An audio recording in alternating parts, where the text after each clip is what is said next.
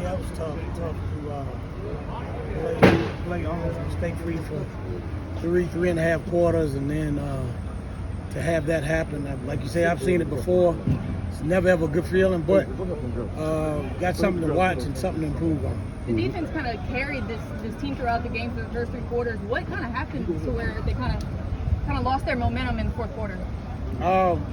Fatigue is part of it. Pressing, trying to make plays, and you still, at the end of the day, though, you got to do your job. Everybody's got to do their job and do it well. And, it was different tight ball game. Being a defensive player, former defensive player, defensive coach, it doesn't matter. You got to play the type of game where if they don't score, they don't win. And, we just got to continue to finish. You got to be disappointed with special teams that led to the 2 touchdowns.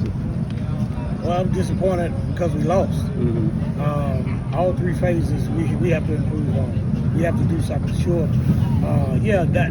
We talk about that. You can win or lose more ball games via special teams because of the ways that you can score. And we just got to lock in and focus and clean it up. Come back and get ready for next week. Could you see what happened on the field goal? Was it just not high enough? I got to watch it on film because I couldn't tell you. I think it was a combination of things, but we'll watch it on film and then we'll correct it and go from there. How do you think the offense can kind of work out their kinks before next week? Practice, and practice. Got to practice. That's the thing about it. You get to now you find out what type of team we have because teams make improvements from game 1 to game 2. As I said, I thought McNeese had an opportunity playing last week, had a chance to work out some kinks. Those guys did a really good job of hanging in there in the second half and doing what they had to do to be victorious. Do you feel like the players kind of got into their heads after blocked field goal? No, not at all. I just thought, football games like that, momentum. I keep saying this game is like life. It's ebbs and flows, and you got to be able to withstand that, and you got to stay with it and fight through it. And unfortunately, they were able to stay focused and do what they need to do, and we weren't. Looked like Noah had some good moments, but he didn't have enough. Yeah, we blew some opportunities. But again, he did some good things. But when you're down in the red zone or the green zone, as we call it, we got to finish. We can't turn the ball over. But at the same token, he made some plays, kept some things alive. It was just a combination that we just gotta get on the same page and just finish. Did you make the call to bench Noah for T-Set, or was that Frederick? It don't matter who made the call. I mean, coach was trying to win. We were trying to win the game, so it really didn't matter. We were trying to win. You just do what you have to do to try to win.